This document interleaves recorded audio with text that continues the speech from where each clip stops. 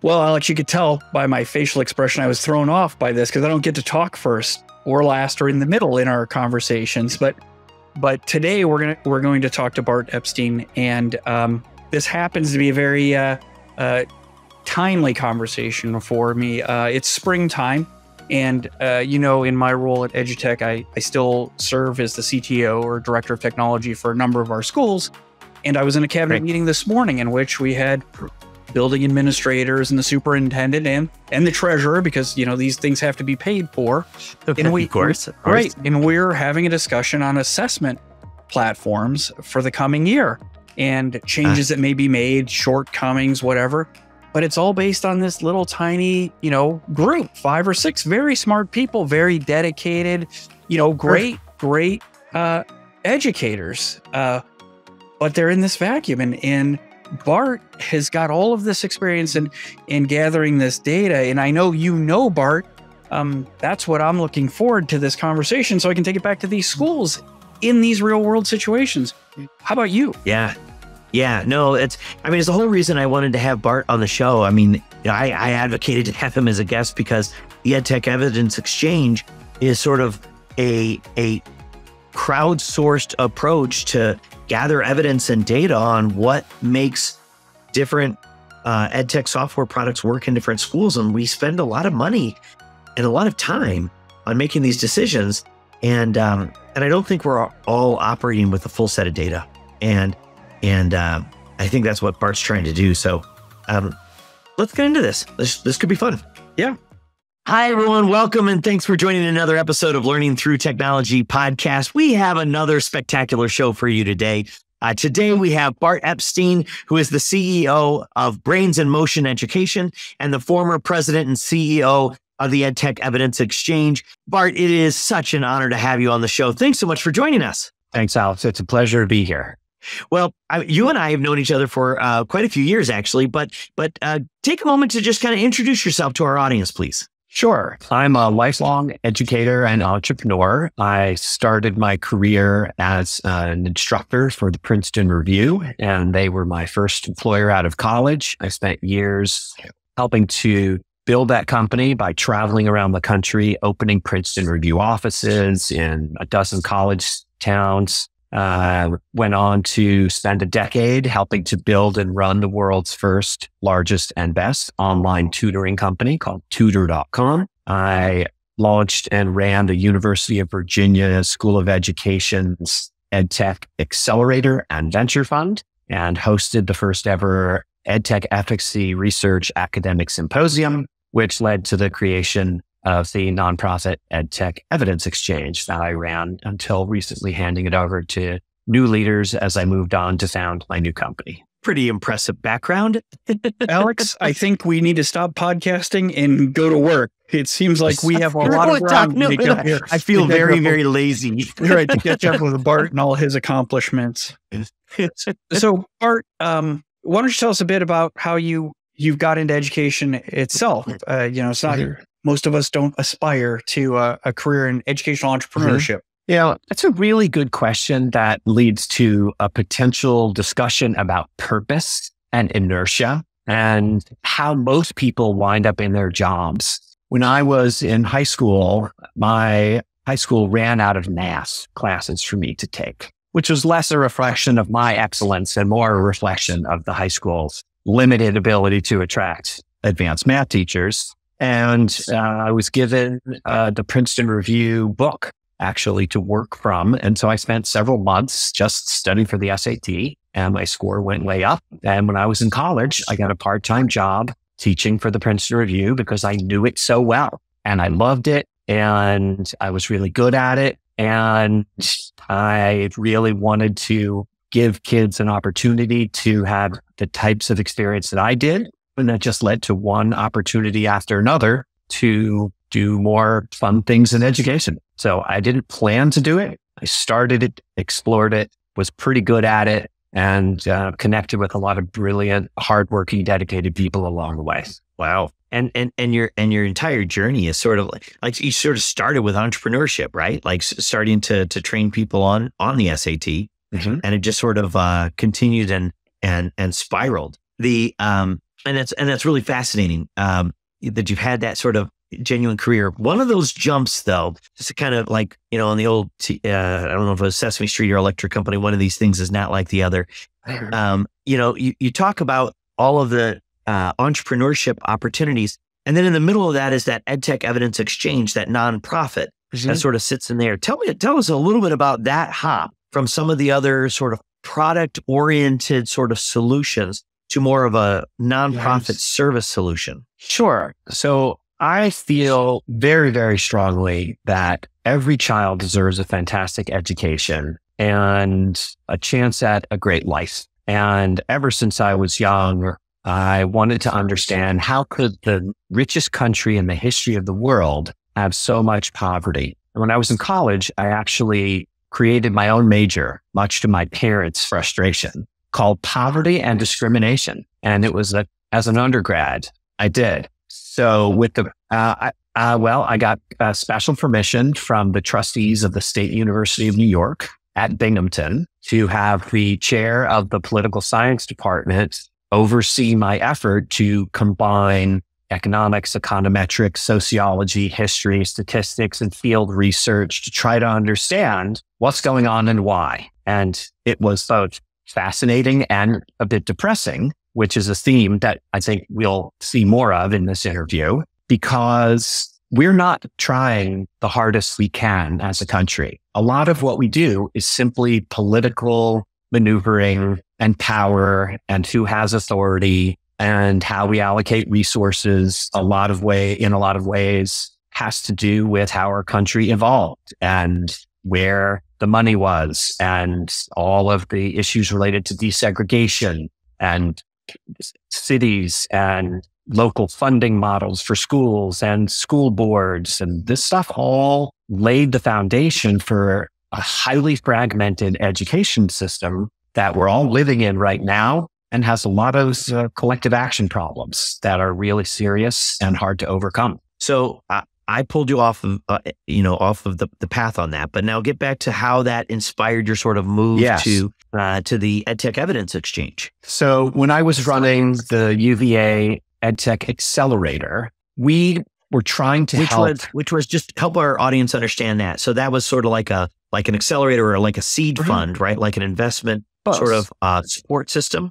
Yes. So the Jefferson Education Accelerator was a program designed to help growth stage education companies grow faster, in part by doing real efficacy research to demonstrate that their product were superior to the big brand junk that was dominating in the marketplace due to their exceptional marketing and branding powers. And we offered help setting up pilot programs and consulting and help with fundraising. And we helped entrepreneurs understand how to do research. And what kept happening, Alex, was entrepreneurs would say to me, Bart, what's the bare amount of research I have to agree to do for you to give me your stamp of approval and introduce me to your network of colleagues throughout the K-12 school system? They didn't want to do research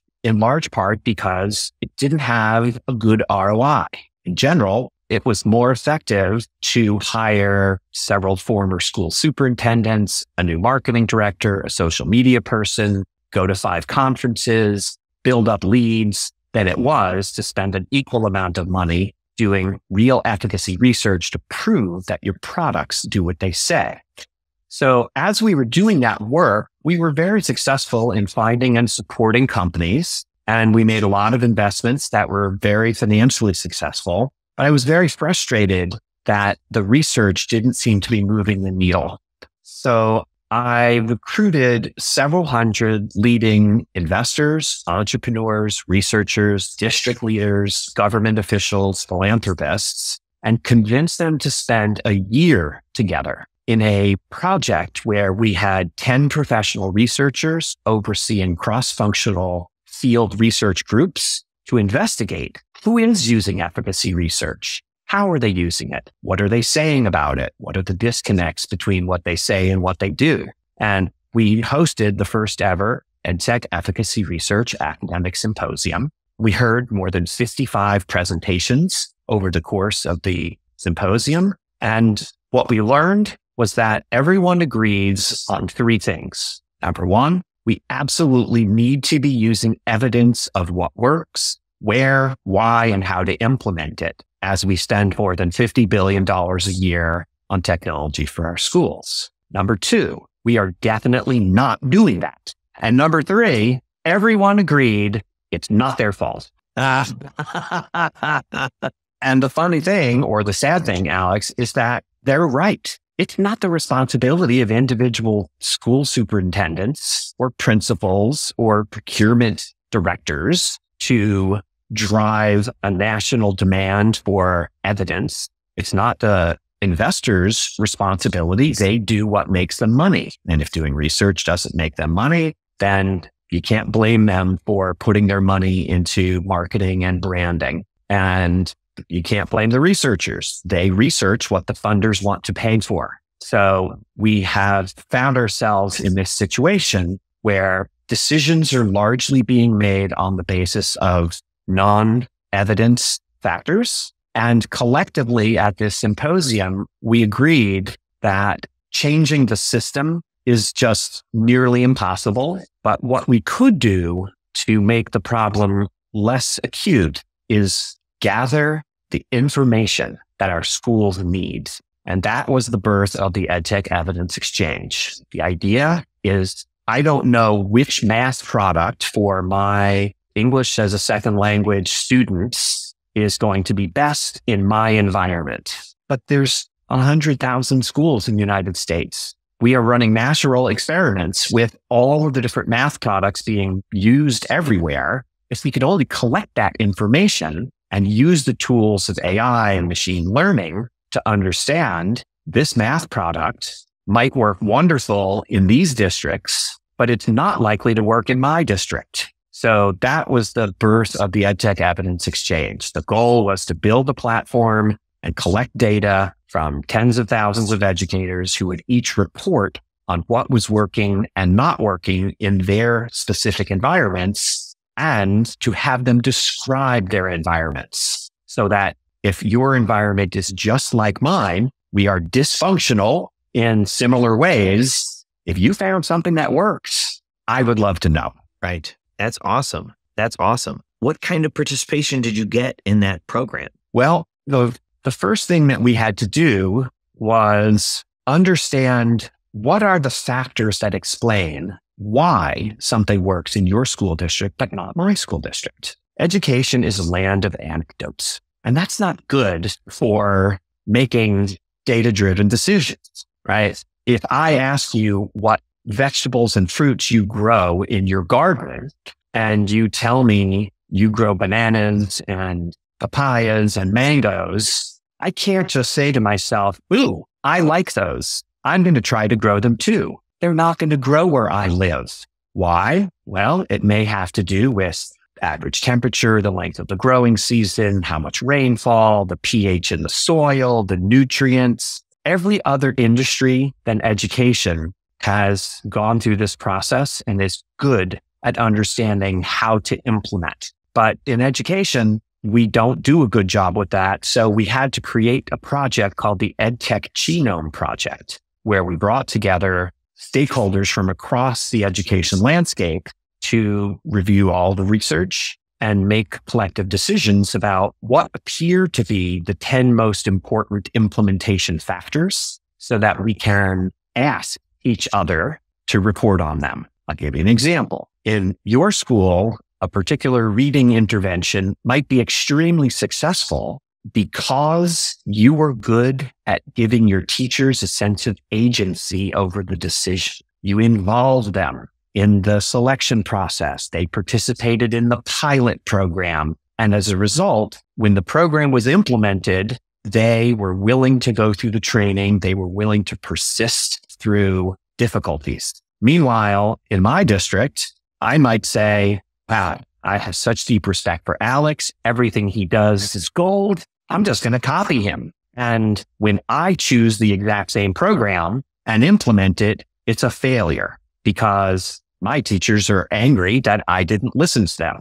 So implementation agency is one of those factors. And the EdTech Evidence Exchange and the academics involved are still in the process of learning about these factors, trying to tease them out, which combinations of them matter, and quite frankly, to raise the philanthropy and government funding necessary to pay stipends to large numbers of teachers and administrators to get them to report on what's happening in their districts. Yeah, because it's not like they don't have other things to do. Well, it's a very good point you make there, because this is a collective action problem.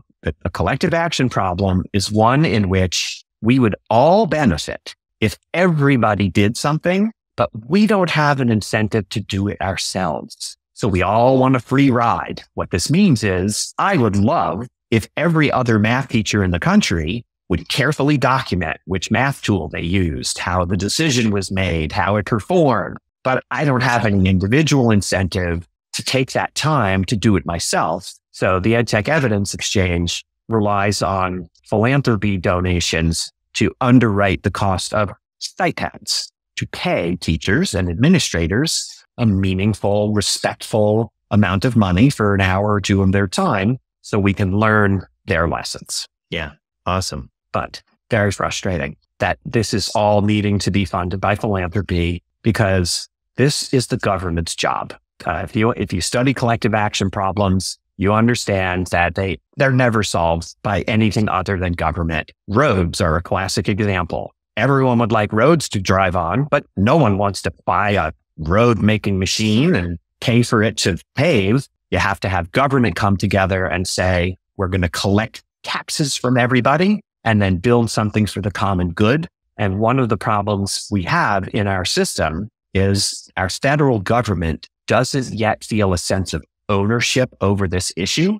And as a result, it is not paying for or requiring the massive amount of data collection and efficacy research that we need done. So, Bart, it's funny. We have all kinds of research on our interview with you, and we have questions, and then you say something like the politics that get in the way of solving this problem. And I make a big note on my notepad here, and I go, that's what I want to talk about for a minute. And then you talk about this, the challenges of convincing a teacher or an administrator to spend those couple of extra hours to share the information they've got. And in my mind, and maybe I've got this wrong, or maybe I've got it right. If I've got it right, please do tell. If I've got it wrong, be gentle. In my mind, those are tied together. That there is, how do we fix the system? It happens that Alex and I had a little conversation a couple of episodes ago about whether our system is not directly whether our system is working or not, but whether there needs to be a revolution in education about technology. But I think your conversation is a bit more broad about education in our system altogether. How do you fix the system so that you don't have to rely on donations, philanthropy to fund these teachers? And I hope your answer isn't just more money. I hope it's more involved about people and culture and value of education than more money, because I know everybody gets tired of hearing about we need to spend more money, but maybe that's the answer, and that might be it. So what do you got? All right. I got a lot for you. Some of it you'll like, some of it you'll roll your eyes at. An analogy I like to use is... And we're all very used to that, by the way. There's literally a poster somewhere with me rolling my eyes. So you're spot on. I won't roll my eyes. I want to hear. I want to learn. So I only roll my eyes at Alex. But I want to learn, but I've heard more money. I've not heard solutions. Sure. So Congresswoman Grace Meng and I wrote a piece back in 22 about this issue. And we described the difference between how we approach education, technology, and drug and vaccine approval. And we'll provide a link in the notes, I'm sure. The long and short of it is vaccine makers have very strong incentives to make sure their vaccines are as safe as possible. They are literally required by the government to do research. They have to prove to an independent third party that it's safe and effective. They have to also recognize, as they make drugs and vaccines, that if they don't properly disclose the risks of harm and people are harmed, they get sued. They have to maintain insurance. Their insurance company puts pressure on them to do everything as safely as possible. All of those things put pressure on them, and they are selling to a market that deeply values efficacy. Doctors who are looking to prescribe heart medicines want to know which heart medicine is best for which types of patients, under which circumstances, because they are accountable. They can get sued if they give the wrong drug. Their patients can go to a different practice. So in addition to all of that, the federal government spends $40 billion a year or so directly funding additional research in medicine field trials. All of those things come together to give us a very safe and effective suite of drugs and vaccines in our country. Meanwhile, in education, we have none of it. No one ever gets sued for having a math program that doesn't teach well enough. Schools don't have to have insurance against that potential risk. It isn't effective to require, and we don't require people to do research before they sell. The three of us could make a new product tomorrow and go out and sell it, and three of us probably do a good job of it. But it doesn't have to work. It's very hard to know whether things work in education because of all the confounding variables, because of the lack of accountability and reporting. So if we want to make change here, we have three paths. One path is government regulation that requires research. Another path is that government funds the necessary research. And the third path is putting pressure on companies who sell and schools who by having investigative journalists report on where things are being used, how effectively they are being uptaken. And each of those paths has its own costs and risks and political consequences. Are you dealing with too many broken Chromebooks at your school? It can be tough to keep up. That's where the STS Education and FedEx Fixed Cost Chromebook Repair Program comes in. For $99, we take care of everything, shipping, parts, and labor. This means fewer headaches for you and more consistent learning for your students. To learn more, check out stsed.com/break-fix. K-12 cyber threats are on the rise, and we want to help. Elevate your school's safety with our free cybersecurity checklist. It's your first line of defense, and we're arming you with the top 10 measures to consider when protecting your faculty, staff, and students. Check the show notes for the link to download.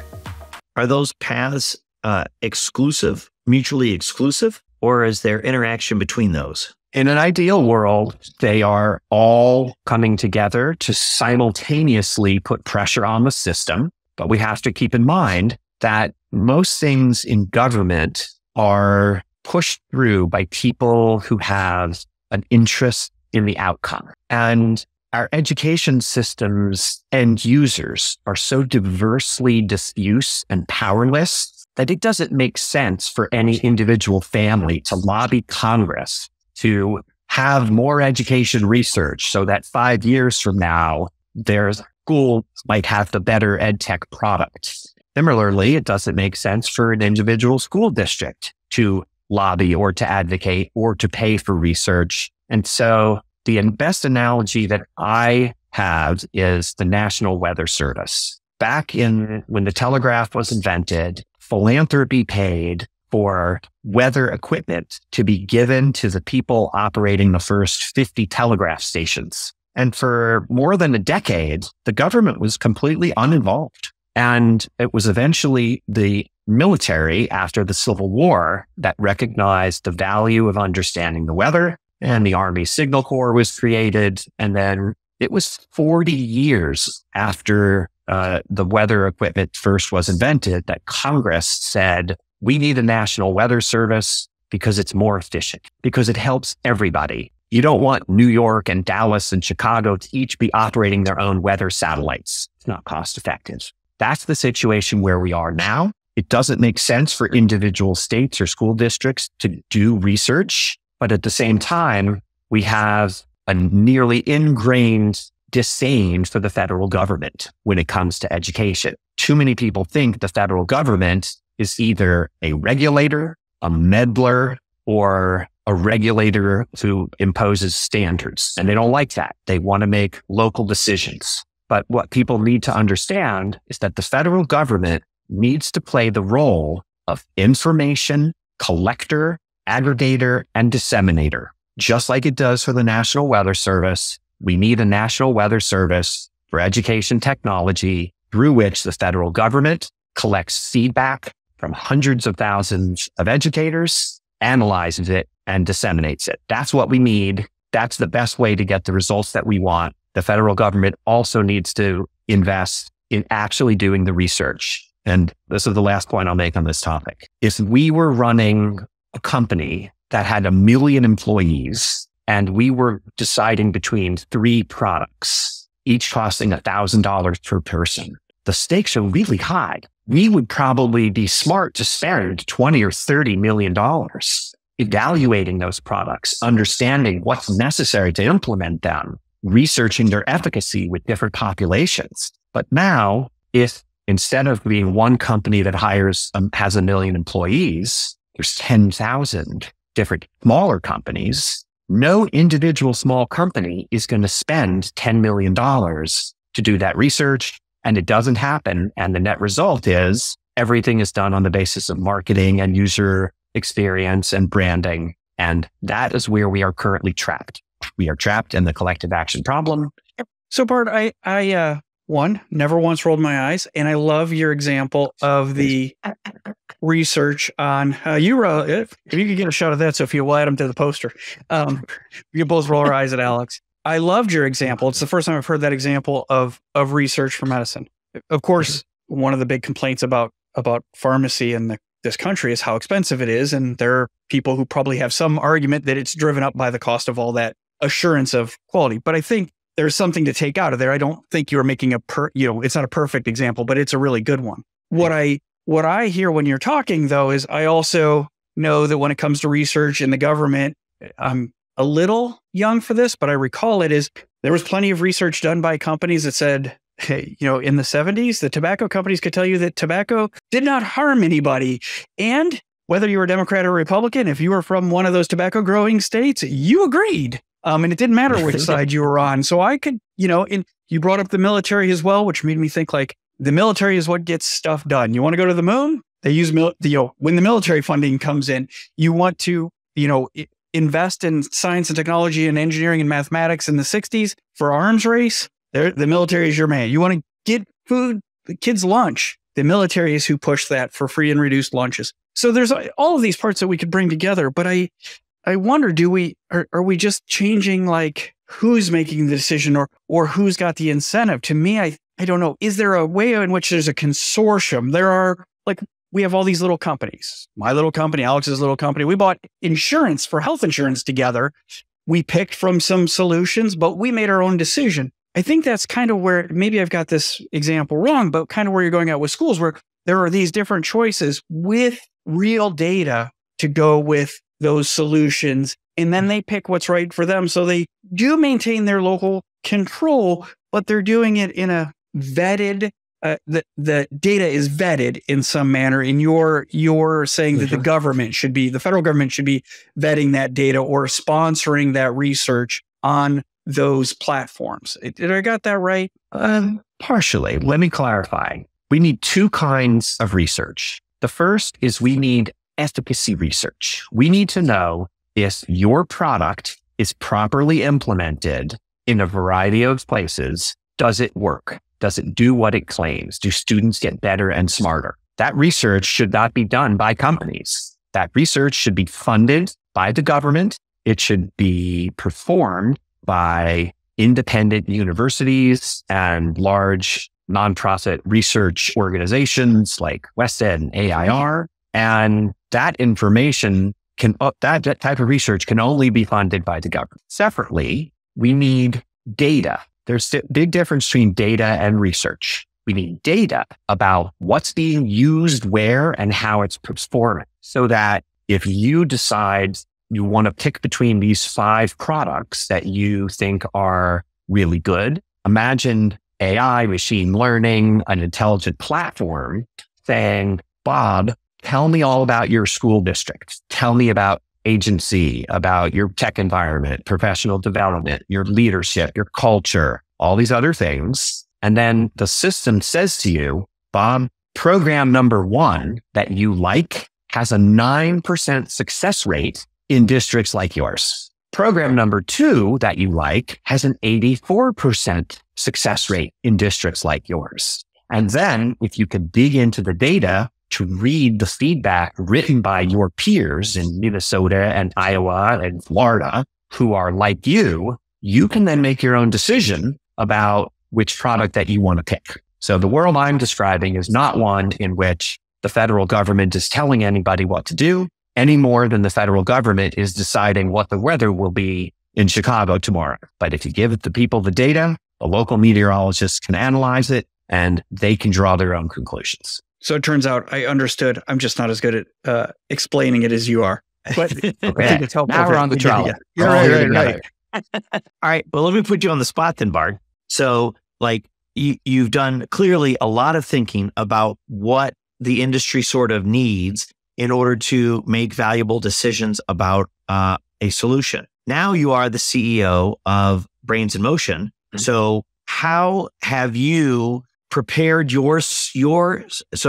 tell our audience a little bit about what Brains in Motion does. Mm-hmm. And then how have you prepared the research and the analysis for your audience to make intelligent decisions about your solution? It's a bit ironic that as I am out talking to my former peers who are school superintendents and hearing them ask for evidence, I'm now on the other side of the equation. And I love it. I want them to be making decisions on the basis of evidence of what works. But the reality is, for after school enrichment programs and summer enrichment programs, what schools care about first is reliability. Okay. They want to work with companies who are... that goes back to your genome question, right? Like, what is the criteria or the genome project that you did? What is the criteria that they're looking for? So I just want to pull that full circle. Go ahead. You're exactly right. So if I said my STEM program that teaches scratch coding and how to use AI and how to do digital art, if they have 12% better outcomes than our competitors, that is not one of the top 5 factors that generally leads to a district picking us. What districts care about is if we say we're going to have 60 instructors show up to the school every day, are we going to have 60 instructors show up to school every day? Are they going to be properly trained? Are they going to have good classroom management skills? If we have Lego robots for Lego programming classes,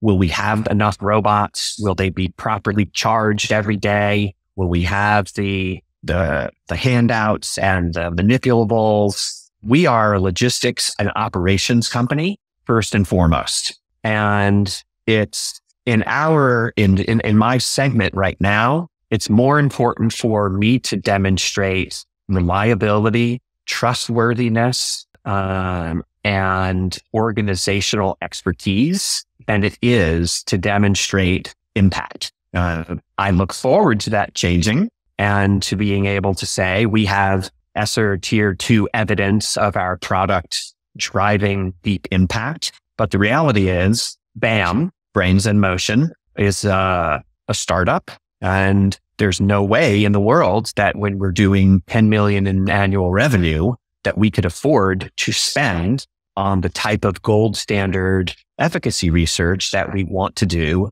especially because we offer more than 20 different classes. So our scratch coding class might be wonderful. And if we do research showing that it's wonderful, we could put on our website that it's wonderful, but that doesn't mean that our AI program is wonderful. And again, this is where I think the federal government needs to say, once a company gets to a certain revenue dollar or penetration of number of students served, it gets studied. Doesn't matter whether a company wants to get studied or not. We have things in our schools right now that are being used by tens of millions of students that have never been independently studied. That is wrong. Yeah.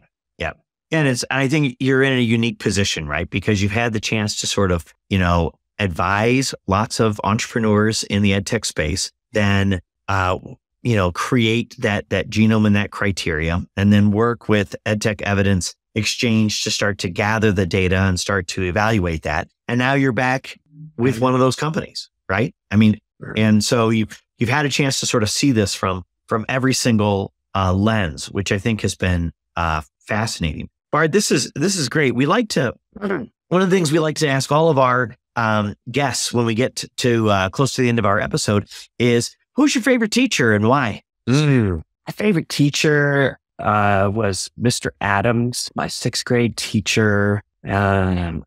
He would constantly be on me for speed and accuracy, finding the right balance. You can't just rush through, but you can't take forever and be plodding. He was a great coach. He set a wonderful example for how to be a good writer. And I think about him quite often as I educate my own children and try to emulate his style of being supportive and also bringing out intrinsic motivation, which is one of the things we haven't talked about yet that I want to make sure I slip in, because I know that people have questions about how to make EdTech most effective.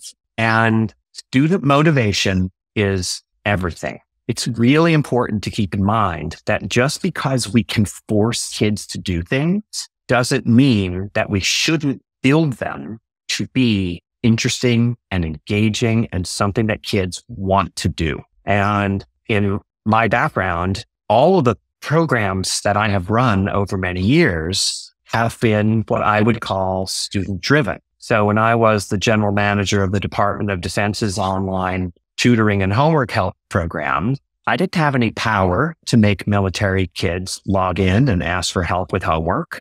We had to make the experience compelling enough, respectful enough, supportive enough that they would choose to log in and ask an adult to help them with their math or their science homework or writing a paper. And too much of EdTech right now is a forced march through a series of pages because it's implemented by a school, it's required, and those products, in my experience, tend to have less effective outcomes because the students may click through, but they're not motivated, they're not engaged, they're not inspired, and they don't feel a sense of agency, which is arguably the most important thing we can give students. Yeah. Oh, that's good. Now, this is, this is where my graduate research is on student individual motivation. And so we could have 12 episodes on that. We could do a season on that. Mm-hmm. If you haven't talked to Joseph South at ISTE and ASCD, he is doing a lot of work around purpose. And students who feel a sense of purpose, they're more motivated, they work harder, they're more inquisitive, they seek out mentors, they are more exploratory because they want to understand what would life be like if I was going to be an animatronic engineer who makes self-aware Muppets. They have a reason to be interested in school, and they're not just jumping on TikTok the moment the school day's over. Yep. Awesome. Fantastic. You mentioned a couple of times on there about some resources, and we do ask all of our guests to kind of share some resources and links that we can put into the show notes. Yes. Are there any kinds of and you've mentioned a variety of resources in here, and we can you can't, or our guests can't, but we can see our producer, and so every time Bart says something really smart and talks about a resource, we see our producer writing all this stuff down. So I know Sophia's already got hefty notes. But Bart, are there any sort of resources you want to point out specifically to our audience that they should take a look at? Sure. The first pitch I would make is everybody needs to join ISTE, the International Society for Technology in Education. ISTE, as some of you may know, merged with ASCD about 16 months ago. ASCD, of course, is the 75-year-old highly trusted resource for professional development. ISTE and ASCD run EdSurge, which is tremendous research and research to practice information source that does a really good job of taking information from academic journals and bringing it to life. So for those who are more academic, I would recommend the Journal of Education, Technology, and Society and the Journal of Technology and Teacher Education. Also, the Society for Information Technology and Teacher Education called SITE, SITE. And I would also recommend for those who are parents to look for resources for out-of-school support for kids who should be learning 21st century skills, but aren't getting enough of them in school. And I don't have any particular resources to recommend other than BAM. Of course, we run these great programs, but we're only in a few cities for right now. AI is coming fast, and students need to understand how to use it, how to write prompts, how to create personas, how to outsource the parts of their work that are just rote so that they can focus on the human work of synthesis and analysis and persuasion. And a lot of students and a lot of families are paying for private programs to teach that right now. And it's going to create another disparity in our system because parents who can afford to do it are doing it. Meanwhile, schools that should be doing it are not doing it yet. Bart, Yep. I think we're going to have you come back. I'm making a list of the things we're going to talk about. You and I are going to finish our funding and our conversation about where education needs to be changed and what we can do for better outcomes for all students. We're going to talk about AI and how students should be benefiting from it, not hidden from it. It's a tool to be exploited for their benefit. I think there are a lot of topics, and when we start making our laps through guests again, we're going to have a list to cover, and hopefully our audience thinks that it's been as worthwhile as Alex and I do. This has been a great conversation that, as happens from time to time, led us a little far from where we thought we were going to start, but a valuable journey anyway. It's been wonderful. I would love to come back sometime and talk more. These issues are so important. I can't thank you guys enough for shining a light on them and stirring up the conversation and bringing the right people on. And thank you again for having me. Thanks so much, Bart. Oh my God, that was a dense conversation. That was. I feel like I need a break. I need a nap. That was so serious and so powerful. And I'm so glad that we had that conversation. But, when we were just kind of getting to know one another before we started recording, Bart really is a human like the rest of us, right? Like he's actually really cool. He's got, he's a pilot, he's his own pilot. And, he made a PC, his first PC out of notebook paper. Like he's just a normal being. But wow, when we got into these topics, holy moly, this got serious fast. So this is what I pictured. He flies. He's got these superpowers when it comes to education and technology, but he's a regular guy. He's like Superman. He's like an EdTech superhero, right? We just talked to Clark Kent. Right. And nobody got to meet Bart's alter ego, the regular guy who flies an airplane, who likes his PCs, who does all kinds of charitable work too, that we found out. So amongst other topics with Bart, we have to have him back for the fun stuff too. We really do. We really do. Actually, I think I was most impressed with the charitable work, and I was disappointed that we didn't get it into the episode. And actually, we need to ask Sophia to see if we can get some of that charitable work into our show notes as well. But what a passionate individual who clearly, boy, Bob, he is in your revolutionize the entire industry camp. Like, he is definitely in that camp, my friend. He was like, "Sit down, Bob. I'll show you how it's done." I want it. He's like, "You're not even close. This is the way we go. Follow me." And I would. He's got the ideas. Indeed. Well, that was a fun one. That was my mind is going to be spinning on this episode for hours after this recording. But until next time, my friend. Talk to you soon. I'll see you next time, Alex.